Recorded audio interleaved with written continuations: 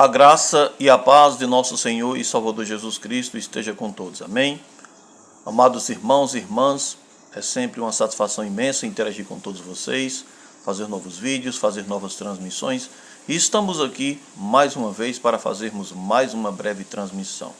Eu sou o pastor Daniel, estou passando aqui rapidinho para fazer mais um breve vídeo.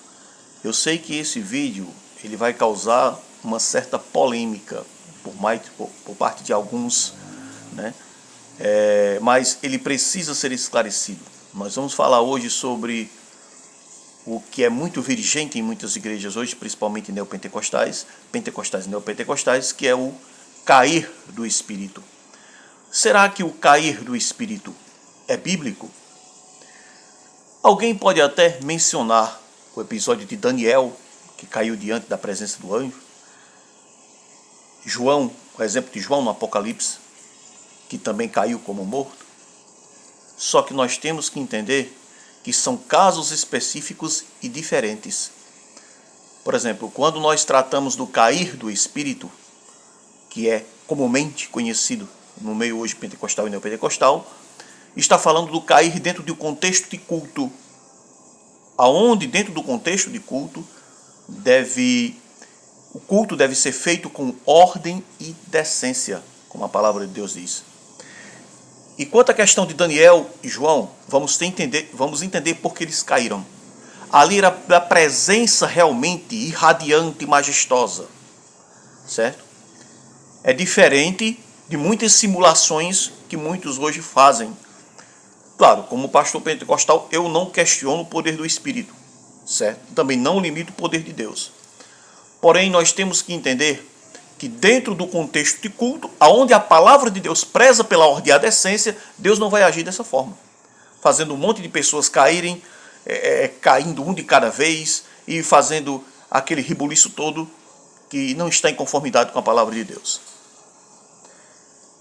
Muitos acreditam que cair no chão durante um culto é sinal da presença do Espírito Santo. Mas nós temos que entender que não há base bíblica nenhuma para defendermos isso.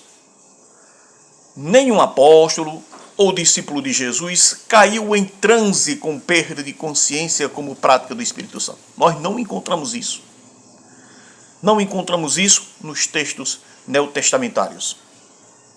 O que vemos hoje é um fenômeno emocional muitas vezes induzido. O verdadeiro agir de Deus sempre é consciente, transformador e fundamentado na Sagrada Escritura, certo?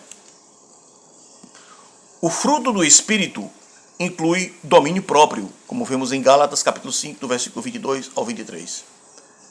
Se o domínio próprio é fruto do Espírito, então como é que o Espírito Santo vai contradizer a sua palavra? Então não tem lógica. Veja bem, o Espírito Santo não age apagando a mente, descontrolando corpos ou produzindo estados alterados de transe. Então veja bem, o Espírito Santo, ele nos convence do pecado, do juízo e da justiça. Nenhuma manifestação que leve à perda da consciência pode vir do Espírito Santo, pois ele guia, ensina e santifica com clareza e ordem. Paulo é muito taxativo na primeira epístola aos Coríntios, capítulo 14, para falar dessa questão da ordem e decência no culto, certo? Então veja bem,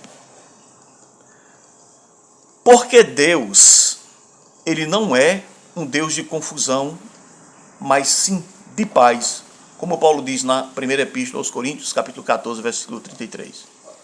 O culto cristão deve refletir reverência, entendimento e ordem.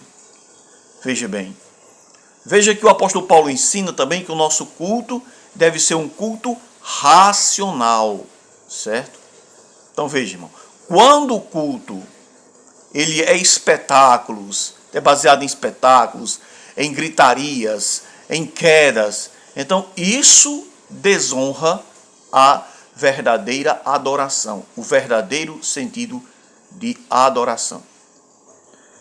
Então, o Espírito Santo que inspirou as Sagradas Escrituras é o mesmo Espírito que conduz a igreja à decência e à ordem. Veja lá na primeira epístola de Paulo aos Coríntios, capítulo 14, versículo 40. Então, espiritualidade sem ordem é carnalidade disfarçada, certo? Esse tipo de manifestação emocional e caótica se aproxima mais das práticas de religiões afro-brasileiras, certo? De religiões de práticas místicas, certo? De movimentos como Umbanda, né? Dessas correntes que trabalham com incorporações, certo? Não se trata de não se encaixa, não tem as características de um culto cristão racional, certo?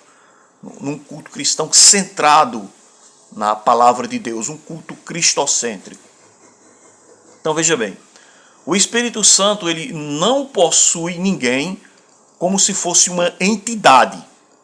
Ele habita, consola, conforta, convence e guia em santidade e sabedoria. É assim que o Espírito Santo age, é assim que o Espírito Santo trabalha.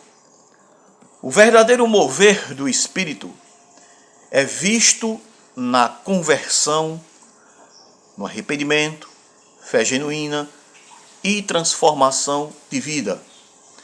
Ele exalta Cristo, não emoções descontroladas.